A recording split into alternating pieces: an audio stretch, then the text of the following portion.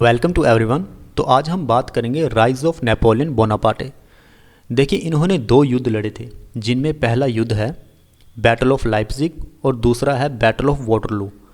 अब इन दोनों युद्ध के बारे में जानने से पहले हमें पता होना चाहिए कि नेपोलियन बोनापार्टे कौन थे, कहाँ से आए थे और फ्रांस की आर्मी में इनका राइज कैसे होता है।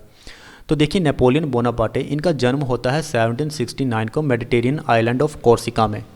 कोर्सिका पहले इटली का हिस्सा हुआ करता था। नेपोलियन ने जैसे ही फ्रांस की मिलिट्री को ज्वाइन किया तो उन्होंने अपने आप को एक successful, talented and daring leader के तौर पे साबित किया। वो काफ़ी साहसी लीडर थे। फिर उन्होंने 1799 को क्या किया, फ्रांस की पॉलिटिकल लीडरशिप को चैलेंज किया और उसको सीज कर लिया।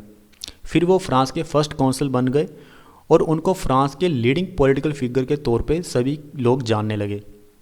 1804 को वो खुद को फ्रांस का एम्पायर घोषित कर देते हैं। फ्रांस जब नेपोलियन के अंडर था तो उन्होंने कई सारी सक्सेसफुल लड़ाइयाँ लड़ी थी और उन लड़ाइयों को जीता भी था। उनकी जो लड़ाइयाँ थी वो कोलिशन फोर्सेस के अगेंस्ट थी, coalition forces of European Nations.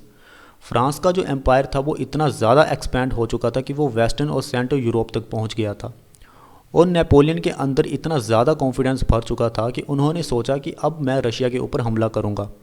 1812 को वो ऐसा ही करते हैं। नेपोलियन ने अटैक कर दिया रशिया के ऊपर, लेकिन कहीं ना कहीं उनसे चूक हो गई क्योंकि उनको रशिया के डिफ़िकल्ट टेरेन के बारे में आइडिया नहीं था कि वहाँ बर्फ़ पड़ती है, उनका टेरेन कैसा है, उनकी आर्मी को किस तरह की दिक्कत का सामना करना पड़ सकता है। और वैसा ही हुआ, उनकी आर्मी को रिट्रीट होना पड़ा, वापस जाना पड़ा। लेकिन वापस जाते समय उनकी आर्मी को मैसिव कैजुअलिटी का सामना करना पड़ा, बहुत ज़्यादा नुकसान हुआ। और इसी चीज़ का फ़ायदा उठाते हुए Spanish and Portuguese with the assistant from the British वो नेपोलियन की आर्मी को इबेरियन पेनिसुला से बाहर फेंक देते हैं। 1813 को अब युद्ध शुरू होता है बैटल ऑफ लाइप्जिग, जिसे हम बैटल ऑफ नेशंस भी बोलते हैं।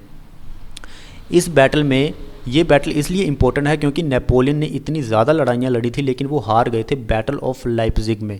तो नेपोलियन की आर्मी डिफीट होती है अगेंस्ट द कोलिशन फोर्सेस, जिसमें ऑस्ट्रियन, पर्शियन, रशियन और स्वीडिश ट्रूप्स भी थे। नेपोलियन जब हार जाते हैं तो वो चले जाते हैं फ्रांस में। मार्च 1814 को कोलिशन फोर्सेस कैप्चर कर लेती हैं पेरिस को, यानी कि फ्रांस को कोलिशन फोर्सेस जो है वो कैप्चर कर लेती हैं। अब अप्रैल 6, 1814 को क्या होता है, नेपोलियन जब अपनी 40 की एज में थे उन्हें कहा गया कि अब आप अपना शासन छोड़ दीजिए फ्रांस के ऊपर, और ऐसा ही हुआ। फोर्सफुली उनको एक ट्रीटी ज्वाइन करनी पड़ी, जिस ट्रीटी का नाम था ट्रीटी ऑफ फॉन्टेनब्लेओ, और उनको भेज दिया गया Elba, Mediterranean island off the coast of Italy. लेकिन एक साल के भीतर ही, within the 1 year, February 26, 1815 को नेपोलियन एल्बा से भाग जाते हैं और वो फ्रांस में पहुंच जाते हैं। और पहुंचने के साथ साथ उनके पास 1000 सपोर्टर्स भी थे।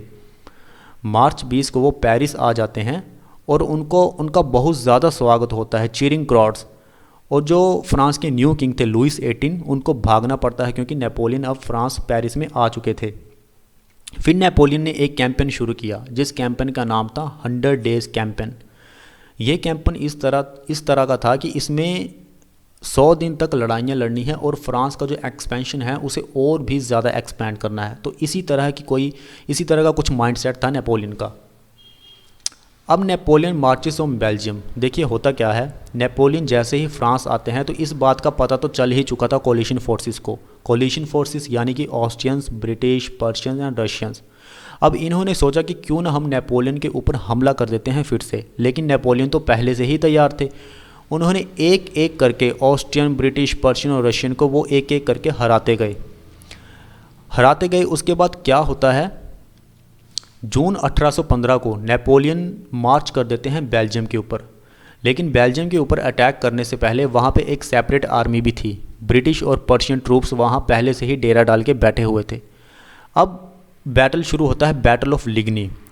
जून 16 को क्या होता है, नेपोलियन हरा देते हैं पर्शियंस आर्मी को under the command of a Gebhard Leberecht von Blucher. हालांकि फ्रेंच जो आर्मी थी वो पूरी तरह से पर्शियन आर्मी को हरा नहीं पाई थी।